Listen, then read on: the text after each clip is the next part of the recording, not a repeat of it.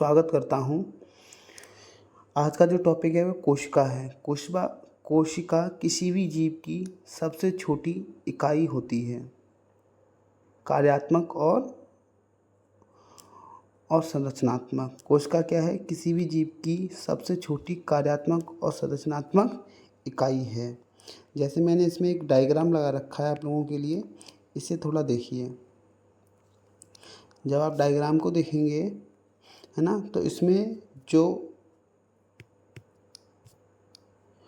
कोशिका है, कोशिका के जो आउटर भाग है ना, ये वाला जो भाग है आउटर भाग, इसे कोशिका की झिल्ली कहा जाता है। कोशिका की झिल्ली कहा जाता है, ठीक है। और जो इसका लिक्विड है इसे कोशिका द्रव्य कहा जाता है। और जो इसके अंदर ये अलग अलग ऑर्गन्स हैं, है ना, इन्हें कोशिका के अंग कहा जाएंगे या कोशिकांग कह के पुकारा जाता है। इसमें माइटोकॉन्ड्रिया है, केंद्रक है, अंतःद्रव्य जालिका है ना, वैक्यूम्स हैं और अन्य हैं, ठीक है। इतनी जानकारी आपको हो गई है। अब आगे देखते हैं, है ना। जैसा मैंने कहा है कि कोशिका का कोई आकार नहीं होता, इसका मतलब है कि कोशिका किसी भी आकार की हो सकती है, लंबी हो सकती है, चौड़ी हो सकती है ना, छोटी हो सकती है। इसलिए कोशिका का कोई आकार नहीं होता है, ठीक है। ये किसी भी जीव की क्रियात्मक और संरचनात्मक इकाई है। कोशिका के अध्ययन को साइटोलॉजी कहते हैं और कोशिका की खोज सबसे पहले रॉबर्ट हुक ने की 1665 में, ठीक है, जो एक प्रकार की निर्जीव कोशिका थी। अगर वहीं देखें, सजीव कोशिका की खोज लीवन-हॉक करते हैं कब? 1674 में, 1674 में करते हैं, ठीक है। आगे देखते हैं।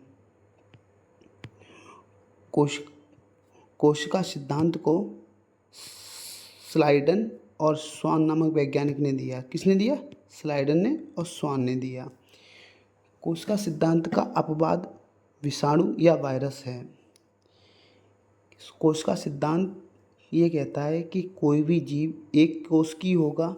कैसा होगा? एक कोशिकीय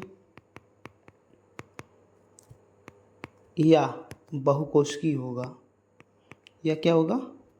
बहुकोशिकीय, कोशिकीय। लेकिन वायरस के बारे में हम इसकी जानकारी नहीं ले पाते, इसलिए इसे कोशिका का अपवाद कह के पुकारा जाता है। कोशिका सिद्धांत का अपवाद कह के जाना जाता है। आगे देखते हैं।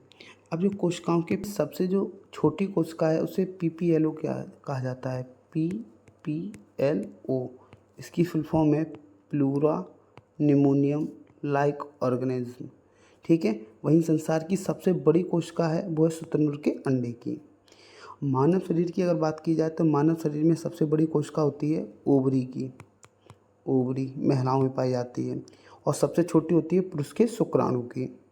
सबसे लंबी जो कोशिका है वो है नर्वस सिस्टम की, जिसे तंत्रिका तंत्र कहते हैं, ठीक है। कोशिकाएं दो प्रकार की होती हैं, एक पादप कोशिका, एक जंतु कोशिका।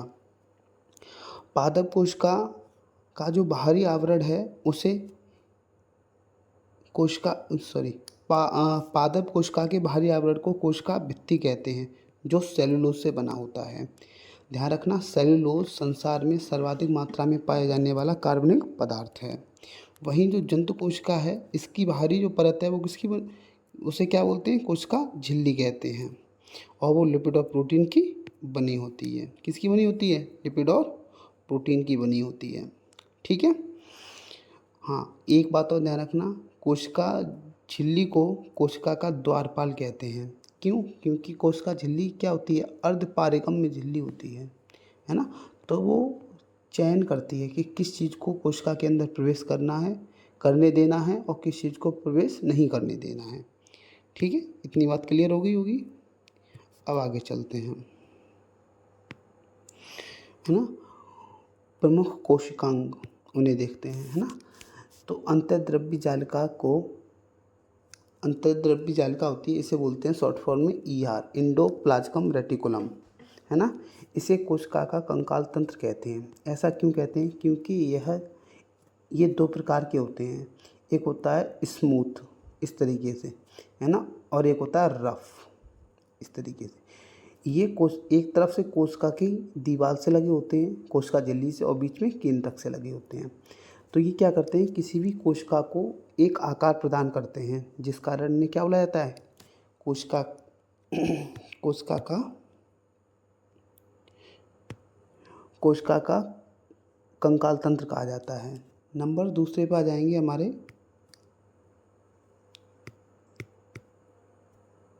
नंबर जो सेकंड है उस पे हम क्या बोलते हैं, उसे हम रखते हैं राइबोसोम को। राइबोसोम को प्रोटीन निर्माण की फैक्ट्री कहा जाता है, अर्थात प्रोटीन यहाँ पर बनते हैं राइबोसोम में। कोशिका के किस कोशिका में बनते हैं, राइबोसोम में बनते हैं। इसकी खोज जॉर्ज पैलेट ने हुई थी, इस कारण इसे पैलेट कण भी कहा जाता है। ठीक है।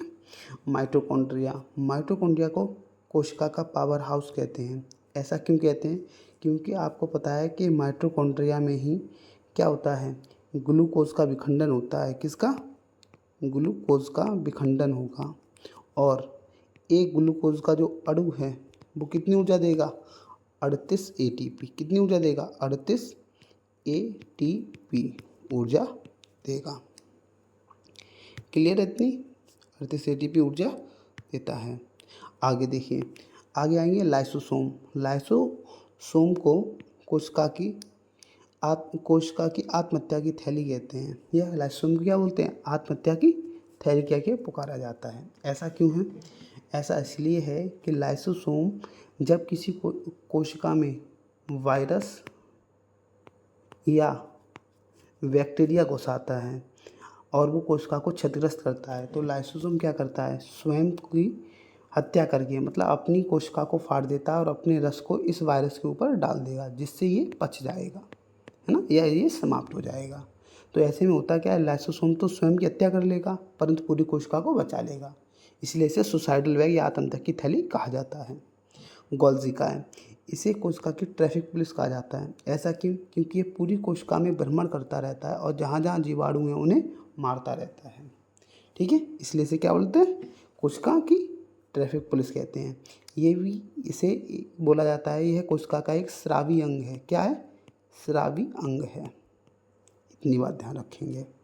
केंद्रक, केंद्रक कोशिका का सबसे प्रमुख कोशिकांग है। इसे डायरेक्टर ऑफ सेल या कोशिका का निर्देशक कहा जाता है। कोशिका जितने भी कोशिका के कार्य होते हैं वो प्रॉपर रूप से कैसे काम करते हैं, केंद्रक के कारण काम करते हैं। ठीक है, केंद्रक 4 चीज़ों से मिलकर बना होता है।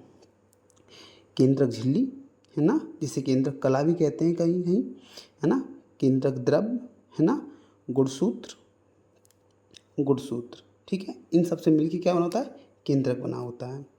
अब आते हैं एक अगले कोशिकांग जो किस में पाया जाता है, पादपों में पाया जाएगा, जिसका नाम है लवक, है ना, इसे प्लास्टिड कहते हैं। ठीक है, प्लास्टिड कहेंगे। ये केवल पादपों में पाया जाएगा, ध्यान रखेंगे। और ये 3 प्रकार के होते हैं। कितने प्रकार के होते हैं, 3, जिसमें एक है अवर्डी लवक। अवर्डी का मतलब जिसमें कलर नहीं है, वर्डी का मतलब जिसमें कलर है, और एक है हरित, मतलब हरा कलर है। इन सब में सबसे प्रमुख है हरित लवक, लेकिन उसे बाद में देखिए, पहले देखते हैं अवर्डी लवक का कार्य क्या है। अवर्डी लवक वहाँ पाया जाएगा जहाँ पौधे में कलर नहीं होता है, श्वेत होते हैं। तो एक तो जड़ हो गई आपकी और तना हो गया अंदर से, है ना, तो वहाँ ये कौन सा पाया जाएगा, अवर्डी लवक। ये भोजन को स्टोर करने का काम करता है, भोजन को स्टोर करने का। वर्डी लवक क्या करता है, ये फूलों को रंग देता है, यह पादपों को रंग देगा। हरित लवक के बारे में देखते हैं। हरित लवक, है ना, हरित लवक में क्लोरोफिल होता है, क्लोरोफिल। इस क्लोरोफिल के कारण ही क्या करते हैं, पौधे भोजन बना पाते हैं, अर्थात प्रकाश संश्लेषण की क्रिया में क्लोरोफिल मदद करता है। ठीक है, इसलिए हरित लवक को पौधों का रसोई घर कहा जाता है। ठीक है, रसोई घर कहा जाता है। इस हरित लवक के विकास में Mg धातु, जिसे मैग्नीशियम कहते हैं, ये महत्वपूर्ण है। ठीक है, और ये हरित लवक कहाँ पाया जाएगा सर्वाधिक मात्रा में, पंक्तियों या पत्तियों में। कहाँ पाया जाएगा, पत्तियों में, सर्वाधिक मात्रा में पत्तियों में पाया जाता है। ठीक है, अल्पपूर्ण होते हैं। अब आते हैं गुणसूत्र। गुणसूत्र के बारे में देखिए, है ना। मनुष्य में 23 जोड़ी गुणसूत्र होते हैं, मतलब 23 जोड़ी का मतलब संख्या में 46 होते हैं। कितने होते हैं? 46। ये दो प्रकार के होते हैं, एक को बोलते हैं ऑटोसोम, ऑटोसोम इनकी संख्या होती है 22 जोड़ी, 22 पेयर में होंगे। और एक होता है सेक्स क्रोमोसोम। क्या होता है? Sex chromosome, chromosome. ये क्या करता है? ये किसी भी व्यक्ति का लिंग निर्धारित करता है कि बालक होगा या बालिका होगा, बच्चा कैसा होगा, मेल होगा या फीमेल होगा। ठीक है, ये 23 जोड़े होते हैं। गुणसूत्र को आनुवंशिकता का वाहक कहा जाता है। क्या कहा जाता है? आनुवंशिकता का वाहक कहा जाता है। ठीक है, अब आते हैं डीएनए पे। डीएनए की फुल फॉर्म क्या है? Deoxy nucleic acid. ये डीएनए जो होता है वो होता है आनुवंशिक पदार्थ। क्या क्या होता है? आनुवंशिक पदार्थ होता है ना। वो क्या होता है? 4 नाइट्रोजनी क्षार और एक शुगर होती है जिसका नाम है पेंटोज, और फास्फोरिक अम्ल से मिलके बना होता है। ठीक है, डीएनए केंद्रक के सिवाय कहाँ कहाँ पाया जाता है?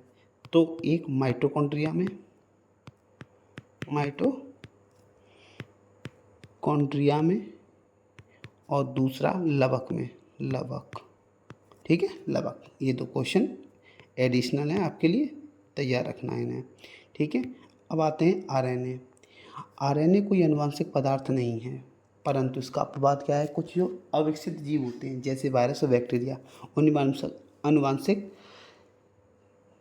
पदार्थ के रूप में ये कार्य करता है। ठीक है, के रूप में ये कार्य करेगा। जो आरएनए होता है ये प्रोटीन के संश्लेषण में मदद करता है, प्रोटीन के संश्लेषण में मदद करता है। ये 3 प्रकार के होते हैं, एमआरएनए, टीआरएनए और आरआरएनए, जिसमें सर्वाधिक मात्रा होती है आरएनए की, जिसे बोलते हैं राइबोसोमल आरएनए।